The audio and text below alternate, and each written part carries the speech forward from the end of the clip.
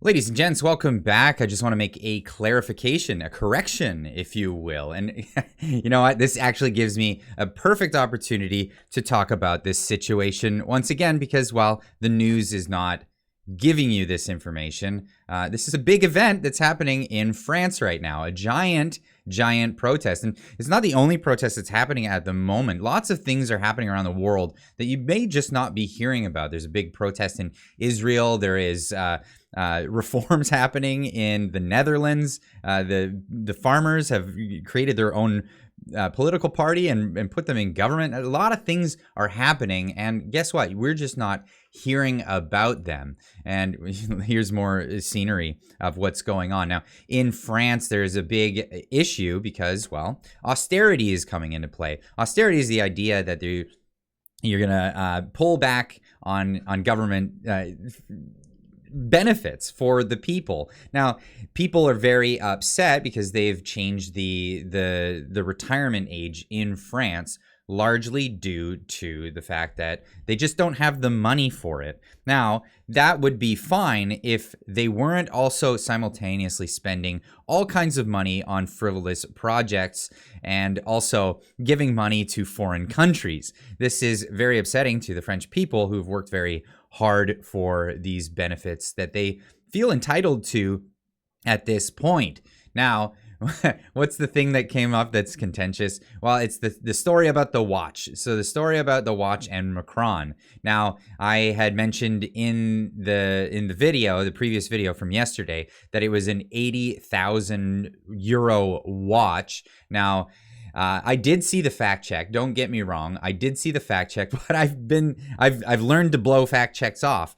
Unfortunately, this one was actually accurate. And so the watch itself was not an $80,000 watch. And I'm not the only one who got duped by this, but so this was a message that got spread around. It was actually a $2,400 watch. Now, the point of this whole exercise and why people were pissed off was the fact that he took the watch off. Now, I believe this to be a fib. The watch was banging loudly against the table, so he removed it to prevent the noise from being picked up by the sensitive microphones. The bang is audible at 6 seconds. You can hear the bang, but I'm sure this guy is he's lived on this earth for I'm guessing around 40 some odd years.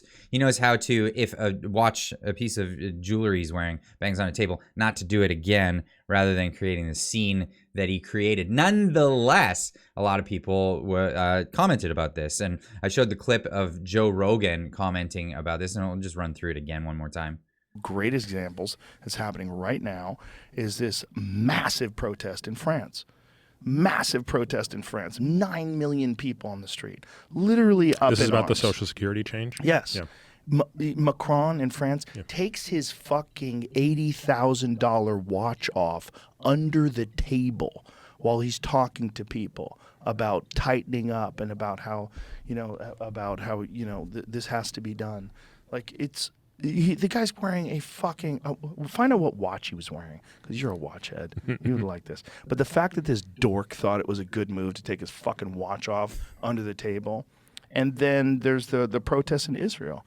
Enormous protests in Israel. This is the clip that I showed on Joe Rogan yesterday. Now, there is... I had people contact me and say, you got it wrong, Clyde. You got it wrong. Okay, I got it wrong. So I'm clarifying this. It was a watch you can pick up for $3,361 here on this site. Now, Joe Rogan did later in the episode actually discover this, and I didn't see this clip. But here's them finding out about the watch price. That's like a $2,000 watch. That looks like the watch, doesn't it? Yeah, it just has. Yeah, that's Bell & Ross. Something else right there. Yeah, that's it. That's a Bell & Ross. Yeah, that's it. So it's like a $2,000 watch. It's a very nice watch, but it's not an $80,000 watch. I took mine off. Still funny that he took it off. You took yours off, dude?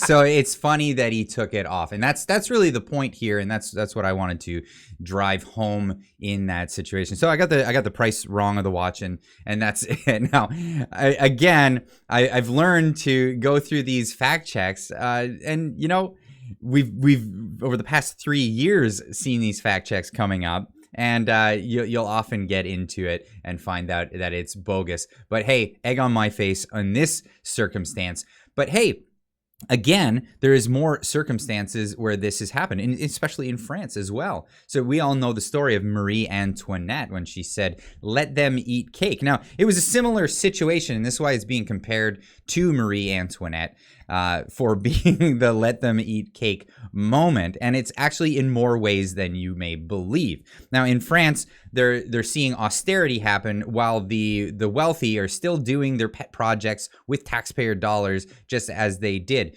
during Marie Antoinette's time. There was a lot of corruption happening. In fact, there was a lot of cases where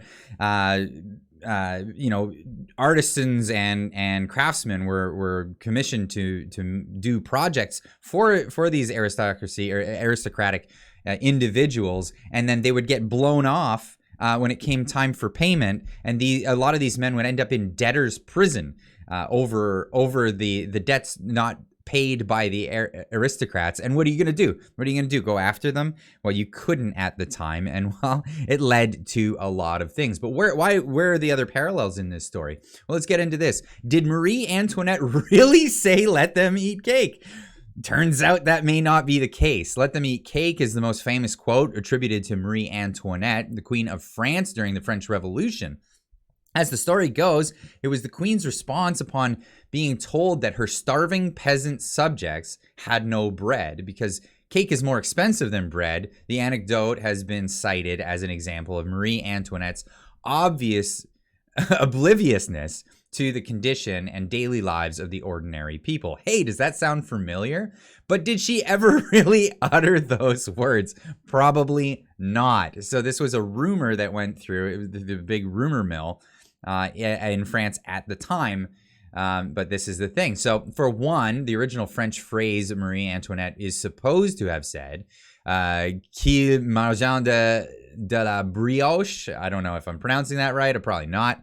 Doesn't exactly translate as "let them eat cake." It translates to, well, "let them eat brioche." Okay, of course, since brioche is a rich bread made with eggs and butter and almost luxurious as cake, it doesn't really change the point of the story. But the Queen wouldn't have been referring to that sort of dessert that English speakers often imagine. More important, though, is there is absolutely no historical evidence that Marie Antoinette ever said that at the time or anything like it. So where did the quote come from? How did it become associated with Marie Antoinette? As it happens, folklore scholars have found similar tales in other parts of the world, although the details differ from the one person to another. In tale collected in the 16th century Germany, for instance, a noble woman wonders why the hungry poor didn't simply eat corsum, a sweet bread. Essentially, stories of rulers or aristocrats oblivious to their privileges are popular and widespread legends. Now, what did this lead to? Well, this led to, well, the French Revolution, where she was taken out of her aristocratic position and is, part of the reason why we have the expression "heads may roll." This is part of human history at this point, not just French history. This is where we are. And it's also a valuable lesson in knowing where we could end up. Now, the French Revolution, obviously, it replaced one aristocracy with another dictatorship that ended up doing largely the same stuff that the aristocracy was doing in the first place. So be careful. It is a tale of warning for a lot of people that careful what you wish for. Tearing down the entire system isn't always the best plan of action. It doesn't always lead to the best things. You may end up with largely the same thing or something even worse. We are supposedly a civilized society, and we can probably come to civilized civilized solutions to some of these problems. But I did want to make this correction when it came to the watch, even though it seems like a frivolous correction, it did give me the excuse to actually bring this story back into the limelight and discuss this with all of you one more time. Of course, I'm making an admission here. I did get it wrong, and I did ignore the fact check. So